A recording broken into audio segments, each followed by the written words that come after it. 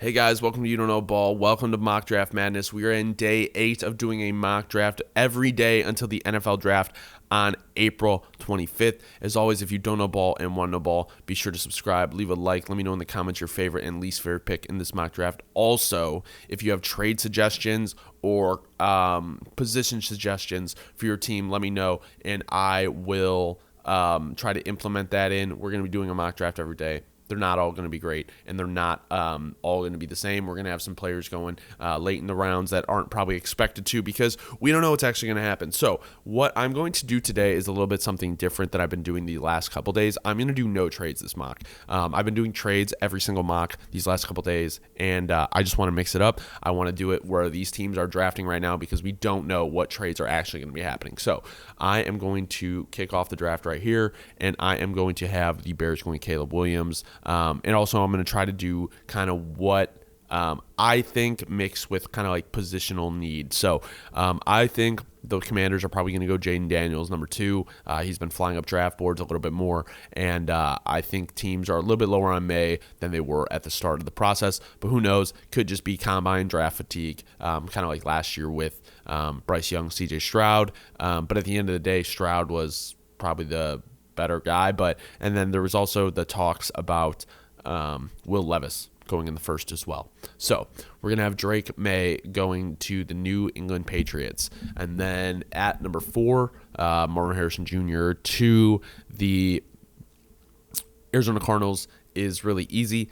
I think, personally, the Chargers are going to trade back in this scenario. But since we're doing no trades, I am going to go Joe Alt to the Los Angeles Chargers. I think it's OT or trade. I don't think they go receiver here. I don't think they go Brock Bowers here.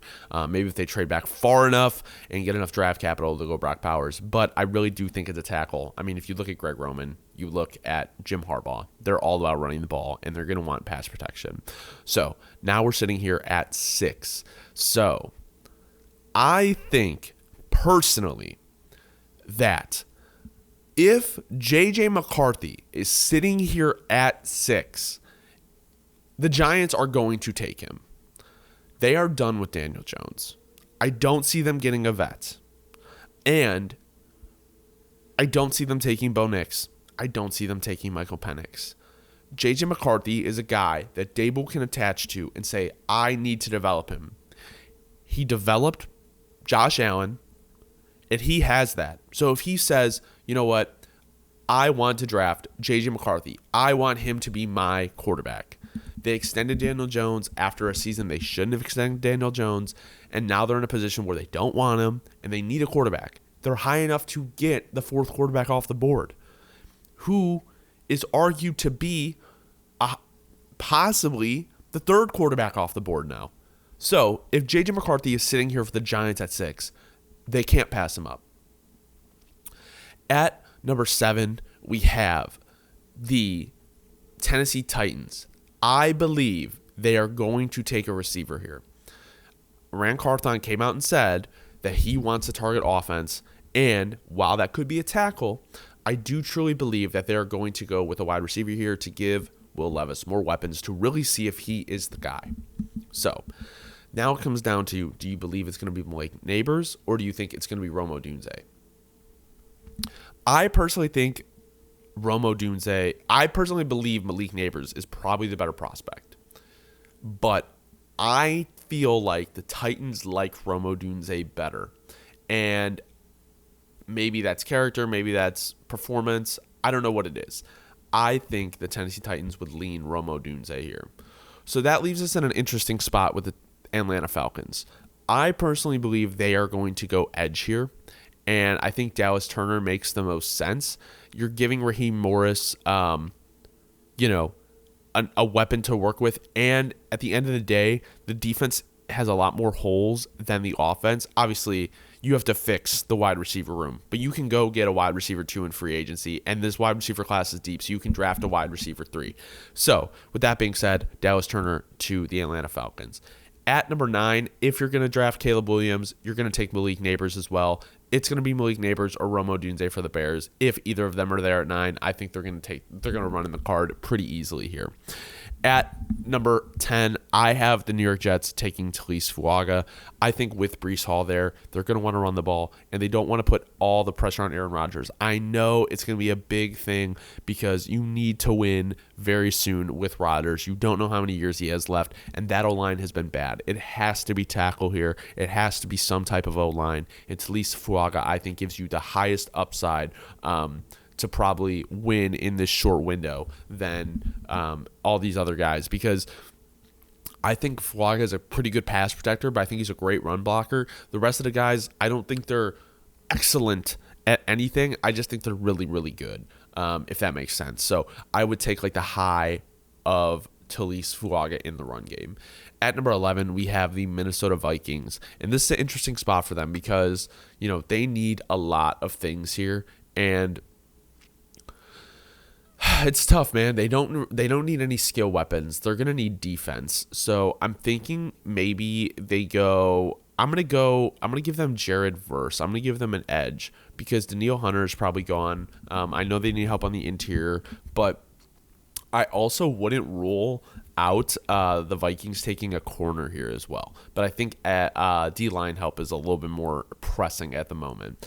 At number 12, we have the Denver Broncos. They need edge. They need O-line, I believe. Center. Lloyd Cushenberry is a free agent. And they're going to need cornerbacks. So this is an interesting spot for them because I don't really see, you know, where they're going to go outside of. I wonder if they'd be interested in taking a receiver here. I think it's possible, but I don't know if that is the reality for them. And we're going to do what I was saying, I'm not going to screw up this mock like I screwed up the other one where I switched up how I was doing it halfway through. So I really think it's probably going to be defense. And I think it'll probably be. See, that's the thing is, like, the more I'm thinking about it, though, like, they do kind of need that top tier receiver regardless because, like, they don't have that option. So I think they'll probably trade back, but I don't know. This one's tough. This one's really tough, guys. I want to go, like, Leatu Latu or, like, Byron Young here to, you know, really beef up that middle of the D line. I don't think it's bad, but maybe we go Leatu Latu here. I'm thinking that's what they need. Like, I'm thinking they need edge. They need defensive help. And I like the value of Latu here over the value of like a Brian Thomas Jr. So that's what I'm going to do. I'm going to give them Leatu Latu. At number 13, we have the Raiders sitting here. I think personally they're going to go corner here.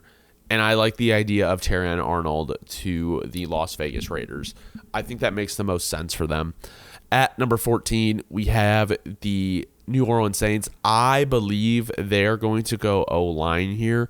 And whether that is Olu Fashanu, J.C. Latham, Marius Mims, I don't necessarily know. I personally think the safest pick out of these three guys is probably J.C. Latham. So that's where I'm going to have him go. Two Bama boys going back to back. At number 15, we have the Indianapolis Colts. I think they're also going to be targeting corner. So I am going to give them. I think I'm going to give them Cooper DeJean. I like this pick for them. I think it'll give them versatility. They're able to move him around. He can play safety. He can play corner. And he's probably safety 1, probably corner 2 or 3 in the draft. So you get high upside with this guy. At number 16, we have the Seattle Seahawks. Now, they do need help on the edge, but at this point, we've run the well kind of dry of like mid-first round edges. So you could go interior, which I think I'm going to do. You could give him Troy Fontanu, which is exactly what I'm going to do because they need interior, but also, you know, their tackles were a little bit injured last year. So I think with this, it gives you the option to slide him out to tackle if you need him to, but also Troy Fontanu could play all three interior positions. At number 17, we have the Jacksonville Jaguars. So they just re-signed their 2 guards, I believe. So I think they will probably go either corner or defensive interior here. So I'm going to give them Jerzon Newton. That is an interesting pick for them. I think with Josh Allen and Trayvon Walker, you have a lot of options on that D-line now. At number 18, I think Brock Bowers and the Bengals are a match made in heaven. Not too much to talk about there. So we need defensive line here. I am going to give the Los Angeles Rams Byron Murphy if he's sitting here on the board. And you know what? I don't know why I blanked. I could have given Byron Murphy to the Jacksonville Jaguars. So, oh well, too late. There's always a chance Jerzon Newton goes in front of Byron Murphy, which, Byron Murphy has been IDL 1 as of the last month or so. So we're going to flip it up, but obviously they could be flopped. I blanked on that one. At number 20, we have the Pittsburgh Steelers. I believe they are really going to be targeting a center. I don't know if they're going to be doing it in free agency, but it's always an option. I also think they could also target a tackle. So I'm between giving them Amarius Mims, or you know what? If Olu Fashanu is sitting here, let's give them Olu Fashanu to pair with Broderick Jones. Oh, I'm missing these guys, dude. They're looking at me right in the face, and I'm missing them. At number 21, I am going to give them Jackson Powers-Johnson. The Dolphins desperately need interior help. At 22, we have the Philadelphia Eagles, and they need wide receiver. They need DB help. I don't love. I'm going to give them Nate Wiggins. I think that's an interesting pick for them. To pair him with kind of the Slay, the Bradbury, see if he can develop a little bit under them. This is a position where Nate Wiggins isn't going to have to be that CB1 for maybe a year or two. So I think that would be great because I think Wiggins has a lot of talent, but I think his transition to the NFL is going to be a little bit harder because of his size. So at number 23, I got a comment yesterday talking about how the Texans need a cornerback at 23. I personally believe, and I left a comment, so let me know what you think if you're watching the video, but I just personally believe that the D-line is a lot more indicative of your secondary because here's my thing.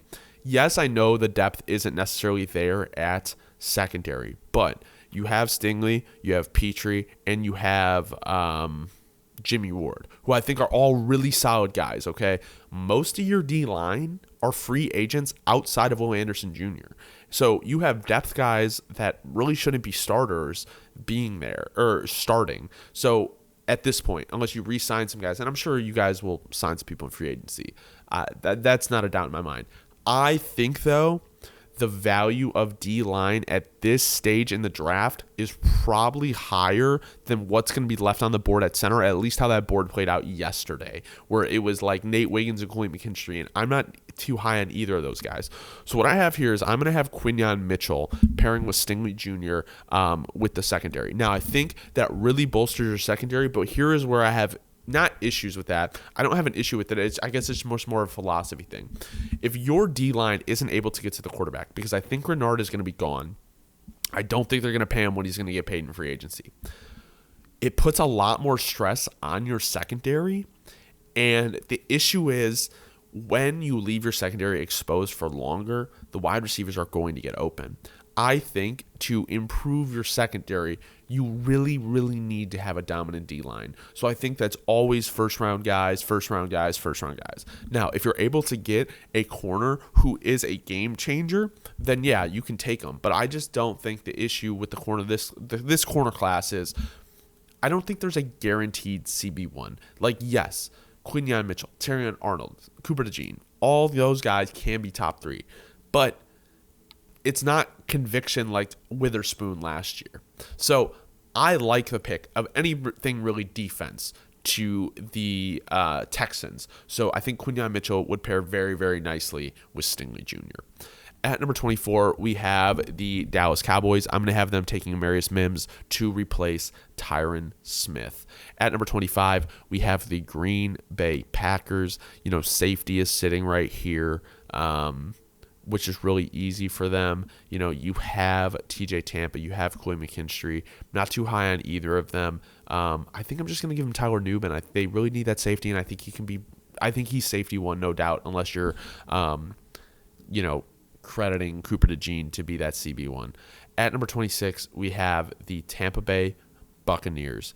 So they do need center. I think Zach Frazier would be a good pick for them. You kind of have your tackles figured out for now. So what I'm going to do is I'm going to give them Graham Barton. This is someone who can move around the interior wherever they need him to play, and I think it would be a pretty good pick for them. And he's one of the safest options that you can take kind of in the early second, late first. At number 27, we have the Arizona Cardinals. They need wide receiver, but we went Marvin Harrison Jr. earlier. And you know what I will say, though, is I know they have a lot of holes. I was going to double up with Brian Thomas Jr., but I'm going to give them Tyler Guyton. I think with the way the Cardinals are built, they're going to take a couple years to really be that team. And if you're able to put a gigantic Tyler Guyton across from Paris Johnson Jr., you have bookend tackles for the next 5 to 10 years, and it bodes well for anybody playing quarterback for them. At number 28, we have the Buffalo Bills. Now, obviously, I think wide receiver is the move here. They need help at linebacker. I'm not a fan of taking linebackers really in the first round. And, you do need DB help. I will say that. You do need DB help now that you let go of Tre'Davious White. So I am going to give them TJ Tampa. I like Tampa in the late first. I think he is physical, long, athletic, and I think people might value him over Khalil McKinstry, honestly. And even, I don't want to go as far as Nate Wiggins, but I think I'm just personally pretty high on TJ Tampa. I think he'll be a great player in the league. I don't want to say great, good player in the league. I don't know. At number 29, we have the Detroit Lions. Now, let's see what they could do here. They need interior help for sure. So I am going to give them Zach Frazier to replace Frank Ragnow when he is gone. I know they're going to need interior help. I think Zach Frazier is more of a true center prospect, but I think he could play interior O-line if needed, like any of the guard spots. Honestly, and then when Ragnow retires, you can move him to center. So at 30, we have the Baltimore Ravens. I think Brian Thomas Jr. is a easy pick here. Pair him with Zay Flowers and Mark Andrews. Give Lamar Jackson another weapon. At number 31, we have the San Francisco 49ers. I think, corner is pretty much off the board here unless you want to go Khalil McKinstry. But I think you are probably going to target San Francisco 49 or a tackle here. The San Francisco 49ers are probably going to take a tackle. So I like Jordan Morgan, and I like his floor a little bit more than Sumatia, but I like Sumatia's athleticism a lot. And I think with the way the 49ers kind of run their offense, they're going to value that athleticism quite a bit. And then at number 32, we have the Kansas City Chiefs. I think at this point, it's probably going to be it could be Jordan Morgan. It could be a wide receiver, but also the draft is pretty deep with wide receiver, so I'm actually going to go Jordan Morgan here. Donovan Smith, I believe, is a free agent. You have Jawan Taylor, so they're going to need to figure out that tackle spot. But this has been Mock Draft Madness Day 8. Thank you guys so much for watching. As always, if you don't know ball, want to know ball, be sure to subscribe. Leave a like. Let me know in the comments your favorite and least favorite pick from this mock draft. Also, leave trade scenarios, kind of player scenarios that you want to see, and I will be sure to work them into my mock drafts. We're getting closer and closer to the NFL draft, and I couldn't be more excited. Thank you guys so much for watching. Have a great rest of your night.